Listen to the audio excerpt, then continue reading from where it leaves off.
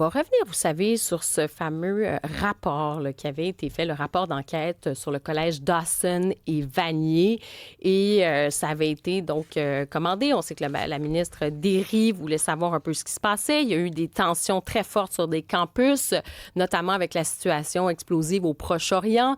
Et donc, ce rapport d'enquête qui avait été lancé. Et le rapport disait que quand il est sorti, que finalement, bon, il y avait des salles de prière. Est-ce que ça a des conséquences aussi sur comment ça se passe dans ces fameux cégeps-là? Et ce que dit Isabelle Haché, là, je vous invite à lire, bien sûr, son article. Elle dit, écoutez, là, finalement, ce rapport-là, c'est un peu bidon. Elle dit, il me semble qu'il manque, en substance, là, je résume, elle dit en substance, il manque des données. On cite finalement des textes d'opinion qui sont parus en 2015. Elle dit, par exemple, on demande le directeur général du Cégep Vanier, Benoît Morin. Lui, il n'a pas constaté la radicalisation des élèves qui fréquentent la salle de prière depuis plusieurs années. Il dit, s'il avait reçu, je cite, s'il avait reçu la moindre information à ce sujet, il aurait agi promptement, assure-t-il. On prend très au sérieux la sécurité de nos étudiants.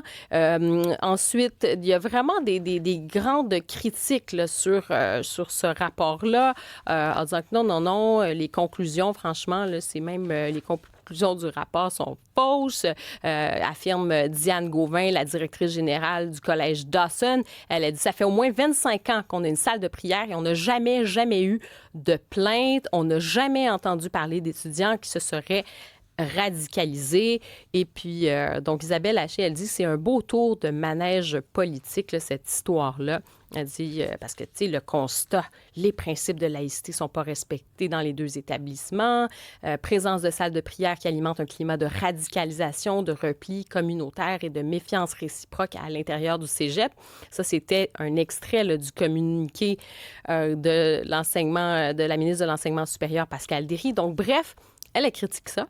Mais ce matin, on va parler avec Fatima Aboubaker, qui est, on peut le dire, une militante de la laïcité. Vous avez répondu à cet article d'Isabelle Haché et surtout de façon plus générale sur la situation comme telle en disant non, il faut arrêter avec ça.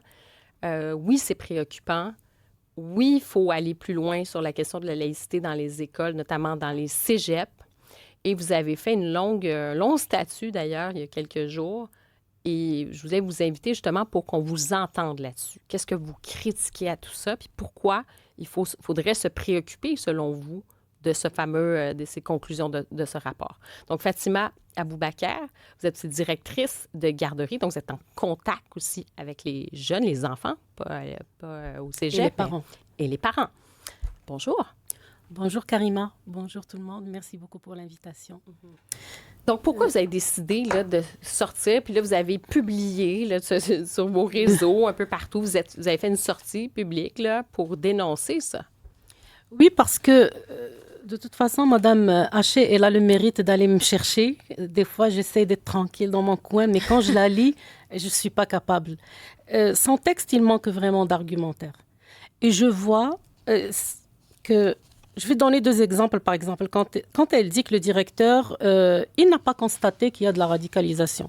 J'aimerais bien savoir comment le constater qu'il y a de la radicalisation. Est-ce qu'on va attendre qu'un jeune d'une autre communauté soit agressé dans l'enceinte du collège? Est-ce qu'on va attendre que des filles soient battues ou on va les intimider pour leur façon de s'habiller pour qu'on le constate? Et puis, son autre argument, c'est que la directrice, je crois, de l'autre collège qui dit que ça fait 25 ans qu'une salle de prière existe et qu'il n'y avait jamais aucun problème. Je lui ai dit que ça fait 55 ans que je suis musulmane et puis il n'y avait pas de problème avant, mais ces dernières années, il y a un sérieux problème et c'est même pas seulement inquiétant, c'est alarmant. Il faut agir. Ça, c'est un domaine sur lequel on ne peut pas attendre des données scientifiques, on ne peut pas attendre des études. On a vu c'est quoi les dégâts. En fait, vous dites, c'est une question de prévention, parce que moi, je suis en faveur qu'il y ait des données, puis qu'on étoffe les choses, mais ensuite, il faut être capable de regarder les choses. Puis juste faire quand même être tout à fait honnête, vous avez écrit un texte d'opinion, notamment un texte d'opinion publié dans la presse en 2023, avec Nadia El Mabrouk. Donc, vous êtes aussi militante en faveur pour la laïcité. Et donc, votre texte avait été cité dans le rapport gouvernemental, ce rapport-là, en ce moment, là, qui circule. Oui, parce que d'après ce que je comprends, c'est que Mme Isabelle Haché, pour elle, puisque ça date de quelques années, donc ça n'a plus aucun effet. Au contraire, c'est une référence parce qu'à cette période, il y avait l'État islamique qui était en effervescence au Moyen-Orient.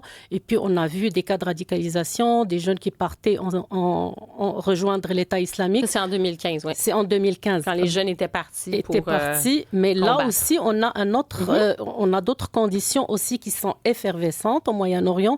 Donc, les conditions sont propices à la radicalisation. Donc, on ne va pas attendre. Et moi, je crois que l'article, elle présume que ça n'a aucune valeur. Au contraire, c'est une référence qui a beaucoup de valeur. Ça nous rappelle c'est quoi les conséquences. Et moi, quand je parle de prévention, c'est pas une prévention, c'est de l'action. Ça prend de l'action. Il faut agir parce que moi, je veux... je veux pas seulement juste... aider les jeunes qui vont être victimes, par exemple, d'un jeune radicalisé. Mais je veux aussi aider le jeune qui va tomber dans la radicalisation parce que ça, c'est une ressource québécoise qu'on va perdre. Le Québec, pour son immigration, il nous donne des points si on a des enfants ou non. Et ça, c'est des enfants qu'il va éduquer jusqu'à arriver à l'âge à 18 ans ou au moins que ça dans les cégeps. Et puis, on va les perdre. Et puis, je veux lui dire à Mme Isabelle aussi que moi, je connais des cas qu'on a perdus qui pouvaient être d'excellents Québécois, qui sont talentueux, excellents partout, artistiquement, sportivement, tout ce qu'elle veut. Je les connais en chair et en os et qu'on a perdus, qui sont sombrés dans la radicalisation. Et c'est pas ça que je veux qu'on attende. Là. OK. Puis pour situer nos auditeurs, là, parce qu'il y a eu donc cette idée, on sait qu'il y a eu des tensions dans les cégeps. Parfois, on entend parler, la peur de la radicalisation ou la présence du religieux dans les établissements d'enseignement. Donc là, on protège un peu plus. On a instauré la laïcité un peu plus au secondaire et au primaire, mais au cégep, à l'université, ça se soustrait un peu à tout ça. Donc là, qu'est-ce que vous voyez, en fait, de quoi avez-vous peur? Et au-delà de la peur, concrètement, c'est quoi les mécanismes là, qu'il faut éviter? Il faut éviter, selon moi, que la religion soit présente dans les cégeps et les universités. Les jeunes, ils vont à l'école, à l'université, au collège, pour apprendre, pour le savoir, pour l'esprit critique. C'est dans quelques petites années, ils vont devenir des Québécois vraiment responsables, qui payent leurs impôts, qui travaillent. Mais le débat est maintenant autour de la religion dans les universités, au lieu que ça soit un débat sur un sujet utile, sur l'avenir de ces jeunes, sur le savoir lui-même, sur la recherche scientifique. Regardez combien de temps on a perdu à débattre de la religion.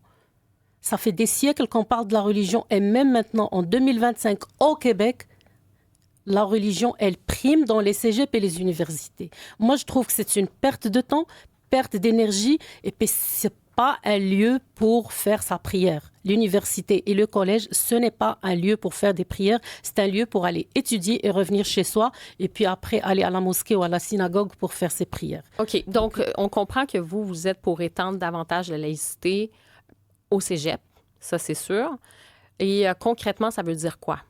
Quelles sont les mesures? Par exemple, salle de prière pour vous, qu'est-ce qu'on fait avec ça? Ou salle de recueillement, comme on veut appeler, là. Ça a sa place ou ça n'a pas sa place? On ne va pas jouer avec les mots. Là. Salle de prière, je parle de... Les gens, ils me disent pourquoi je ne parle pas des Juifs. Je ne connais pas, moi, les synagogues. Je ne connais pas leur religion. Donc, je parle de la religion islamique. Une salle de prière, ce n'est pas une salle de recueillement. On va s'entendre, il y a un rituel, il y a des discours qui se prononcent dans ces salles de prière et aucune autre communauté ne peut rentrer dans cette salle de prière musulmane.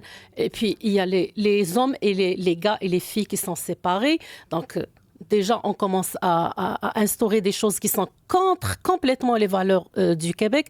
Donc, ce n'est pas une salle de recueillement et il faut que les gens arrêtent de jouer avec les mots. D'ailleurs, la première chose pour faire face à tout ça, c'est d'arrêter d'avoir peur et de jouer avec les mots. Les salles de prière islamiques, c'est des petites mosquées dans les enceintes universitaires et qui servent à pratiquer des rituels islamiques et à répéter des prières et à répéter des fois des prières qui sont vraiment très sanguinaires et très violentes et qui se disent en arabe que les gens ne connaissent pas. Eh bien, ce n'est pas des salles de recueillement. Pour moi, il faut d'abord, ça va être, peut-être les gens vont voir que je suis un petit peu dure, mais aucune salle de prière dans les enceintes d'enseignement. On ne veut pas de salle d'enseignement. Qu'ils mettent des grandes bibliothèques avec un côté relax où les jeunes vont relaxer, mais des salles de prière pour n'importe quelle communauté religieuse, on n'en veut pas. Et puis, vous me parlez des mesures, l'accommodement là. Moi, dès que j'entends le mot accommodement, je m'attends à ce qu'il y ait une catastrophe qui va arriver après. C'est terrible, les accommodements. Celui qui a fait ça, là, que Dieu lui pardonne parce que vraiment, il a causé un déclin pour les valeurs québécoises que nous, on ne lui pardonne pas. Parce que accommoder, c'est quoi accommoder? On est plus que 200 religions au Québec. Est-ce qu'on va accommoder toutes les religions de façon à les laisser tous pratiquer dans les enceintes universitaires et collégiales? On va juste enlever tout ça et puis la neutralité serait vraiment une neutralité active et comme disait aujourd'hui Madame Marie-Claude Giard dans un article dans Le Devoir, ça va être une neutralité active où il y a les lieux de prière à l'extérieur des enceintes universitaires et collégiales et toutes les enceintes scolaires. Donc, pour vous, c'est qu'il y a déjà des lieux de culte, en fait. Il y a énormément de lieux de culte. Vous voulez aller prier, aller à l'église, aller dans une mosquée, aller dans une synagogue, mais vous dites que ça n'a pas sa place. Ça n'a pas sa place. Dans un cégep où tu as des jeunes qui ont 17 ans, 18 ans. Donc, tu as des gens qui sont mineurs, puis donc, tu as ce contexte-là. Et bon, mais certains, si on se fait un peu l'avocat du diable, certains vont dire, mais là, franchement, là, à un moment donné, il y a la liberté de conscience. Si tu as une pause, je sais pas, tu es entre deux cours, tu as le droit d'aller dans une petite salle, puis ça fait partie aussi de la Charte des droits et libertés, de pouvoir exercer ta religion, puis de la pratiquer. C'est quoi le problème? Il faut juste s'assurer que tout se passe bien. Mais on n'empêche personne de pratiquer sa religion. Et je vous dis qu'à côté de toutes les collèges et les universités, il y a plein de mosquées. Si je parle juste des mosquées, c'est-à-dire tu peux aller même en marchant et trouver la mosquée la plus proche pour faire ta prière. Et puis ça, c'est un phénomène nouveau. Je vous dis, moi, j'ai vécu toujours comme musulmane et je vous dis, on n'a jamais vu les jeunes ou même les gens dans leur bureau faire leur prière. Et ça, vous le voyez depuis combien d'années, là, justement? On sent qu'il y a un changement, qu'il y a une volonté de mettre cette présence-là un peu partout, donc dans les écoles. Oui, ça fait quand même une dizaine d'années que ça commence, mais à partir du conflit au Moyen-Orient, ça a éclaté, mais d'une façon à se demander c'est quoi le but de vouloir se réunir dans ces endroits-là. C'est du repli, et puis non seulement c'est du repli, c'est une solidarité qui menace, une solidarité menaçante envers les autres. Donc, pourquoi laisser cette chance? Pourquoi courir ce risque? En fait, c'est ça. C'est aussi de dire, bien, regardez, on trace une ligne de conduite, puis on fait une sorte de prévention. Et aussi, je trouve ça intéressant parce que vous dites, moi, je ne suis pas tant là pour les données. Je suis désolée, mais des données, ça existe quand même maintenant. C'est pas vrai de dire qu'il n'y a pas de données, puis que le rapport, bon, tu sais, c'est juste bidon. On peut regarder, même, tu sais, il y avait le fameux rapport qui est sorti en France. Vous me direz, c'est en France. OK, je veux bien. Sur l'entrisme. Mais il y a eu ce travail-là sur l'entrisme religieux, l'entrisme, les frères musulmans, sur cet entrisme religieux, que ce soit dans les écoles, dans des institutions. C'est un rapport qui a créé une onde de choc quand même. Certains diront, on le savait déjà. Il y en a beaucoup qui disaient, on n'est pas si surpris. Là, ça fait des années qu'on alerte puis qu'on n'est pas écouté. Mais donc, les politiciens en France ont dû se saisir quand même de la question puis de répondre en disant, oui, c'est vrai, il y a ce rapport-là qui est sorti, qui montre un peu la façon de faire de cet entrisme. Et l'école est un endroit justement où on peut aller. Puis c'est pas d'être dans le complotisme. Là. Je vous invite à aller voir. Oui. C'est vraiment, Oui, oui. tu sais, vraiment de façon, là, ça, c'est les grands partis politiques, que ce soit là, avec Emmanuel Macron, le président Emmanuel Macron, et vraiment le bloc qu'on appelle un bloc plus central. Vous allez avoir à droite, à gauche. Donc, les gens n'ont pas eu le choix de se saisir quand même de cette question-là. Ça existe. Et en fait, ça révèle le mécanisme dans les pays occidentaux aussi de ces influences. Donc, c'est pas vrai que c'est juste du complot. Est-ce qu'au Québec, on a peur je sais pas, on a peur de déplaire, on ferme les yeux. Comment vous décrivez justement le fait qu'on a tant de mal à non seulement parler de ces sujets-là, mais d'agir? Ben, tout d'abord, moi, je ne suis pas contre les données scientifiques ou des études, au contraire, mais je suis pour profiter des études qui ont été faites ailleurs, par exemple. Ils ont été faites ailleurs en France. Pourquoi ne pas en profiter? Celles qui sont faites, peut-être voir la situation en Belgique, en Angleterre. C'est ça pour moi. Je ne veux pas attendre que le drame arrive ici si j'ai des données dans des sociétés qui me ressemblent un petit peu. Et puis, je peux en profiter de ces études. Pourquoi je vais attendre que ça arrive ici? Donc, c'est ça. Donc, Et par exemple, si on pense à un modèle québécois, tu sais, exit, comme on dit, la Grande-Bretagne, exit la France, exit les États-Unis, on observe ce qui se passe là-bas, tout ça, mais nous, notre modèle québécois, pour vous, ça pourrait être quoi à ce moment-là? notre modèle québécois, comme je le vois... D'ailleurs, il y a des initiatives quand même moi, j'aime souligner quand même et saluer les initiatives du gouvernement ou de n'importe qui fait un pas pour vraiment une intégration et une paix sociale. Le Québec a sa propre laïcité. D'ailleurs, je me réfère toujours à un article qui vient d'être publié par Marie-Claude Girard du Rassemblement pour la laïcité. Et moi, je veux que le Québec considère ses valeurs comme un code d'intégration, pour une intégration nationale. C'est-à-dire, quand on arrive ici, et moi, je conduisais au Maroc 20 ans, et puis quand je suis arrivée ici, il fallait que j'apprenne le nouveau code de la route québécois. Ben, il faut apprendre un code des valeurs québécoises. Et les valeurs québécoises, c'est l'égalité homme-femme, c'est la laïcité, c'est la neutralité, c'est la liberté de conscience. Il faut que les Québécois n'aient pas peur d'être traités d'islamophobes, d'être traités de racistes, quand c'est pas vrai qu'ils sont racistes, c'est pas vrai qu'ils sont islamophobes. De toute façon, ça, c'est condamné par la loi. Là, Exactement. Donc, qu'on laisse les Québécois être capables de dire ça, c'est une limite, que je voulais dire que accuser quelqu'un d'islamophobe, juste c'est vraiment du n'importe quoi. Là. J'aimerais bien que, dans la loi, comme je peux accuser quelqu'un d'islamophobe, si je n'arrive pas à le prouver, que l'autre personne peut aussi me poursuivre en justice. À un certain moment... Oui, c'est ça. Ça peut être de la diffamation, mais on sait très bien que des fois, ça devient compliqué. Les gens ne vont pas aller à poursuivre parce que, bon, il y a beaucoup de gens.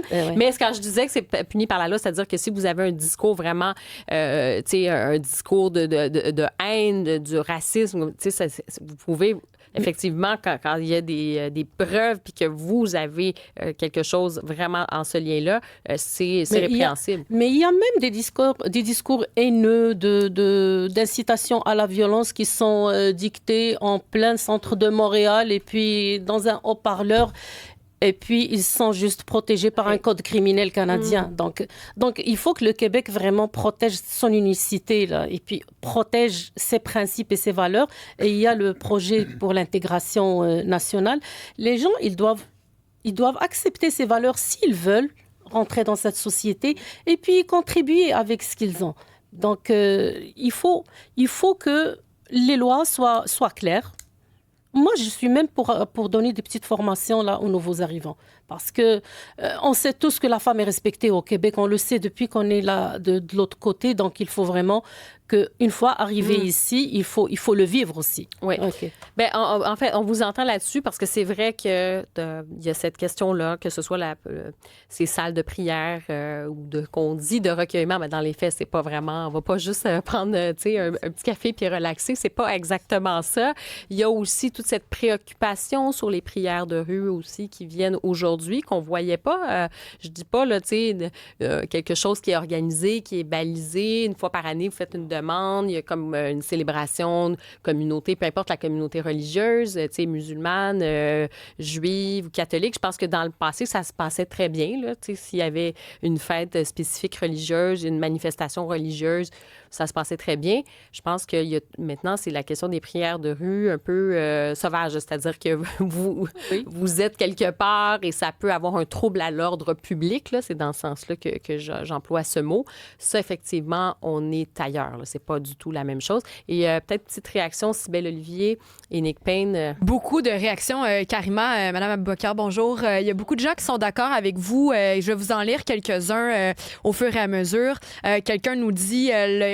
Yvan Rimouski, le danger de radicalisation, c'est pas la question. Le principe et la valeur de laïcité est violé par les salles de prière. Quelqu'un d'autre nous dit qu'il faut absolument que le gouvernement Legault élargisse la loi de la laïcité dans toutes les institutions et pour tous les élèves, tous les employés. Quelqu'un vous dit bravo de dénoncer. Et Antoine nous raconte aussi une histoire. Par exemple, ça se passe au secondaire, de ce que j'en comprends. Oui, c'est ça. Elle dit moi, j'ai une jeune fille qui fréquente le secondaire. Et elle et ses amies blanches et québécoises fréquentent l'école publique et elles se font traiter de toutes sortes de noms que je vais vous éviter ici en direct. Mais bref, elle dit que c'est par les jeunes arabo-musulmans. Elle dit certaines jeunes filles se sont mises à porter le voile pour ne plus se faire achaler. Donc, Isabelle Haché est tellement à côté de la plaque, il est là le problème, selon Antoine. Oui, puis je veux juste, évidemment, éviter les généralisations, là, c'est-à-dire que je pense qu'il y a beaucoup de gens de la communauté arabo-musulmane qui sont en faveur de la laïcité, qui vont dénoncer des pratiques, justement, sexistes et tout ça. Mais oui, il y en a des individus qui font ça, puis il faut dénoncer ça, comme il y en a aussi chez les Québécois, puis qu'on n'hésite pas à dénoncer. Je pense qu'il faut justement dénoncer dans toutes les circonstances quand il y a ce type de choses-là, mais il faut effectivement avoir le courage d'en parler aussi quand ça arrive, parce que ça existe, ça aussi. J'ai une question, moi, pour Mme Aboubakar, parce que Isabelle Haché, sa critique porte essentiellement sur la question, justement, des salles de prière. Hein? Elle dit, il y a eu une lettre écrite, justement, par vous, Mme Aboubakar, Mme El Mabrouk aussi, et d'autres, disant que ces locaux de prière ne favorisaient pas le vivre ensemble, ils favorisaient au contraire la radicalisation, et ainsi de suite. Et Isabelle Haché dit, il n'y a pas de preuve de ça, c'est pas sérieux, puis le rapport revient là-dessus, et par conséquent, on est devant une forme de fausse confirmation.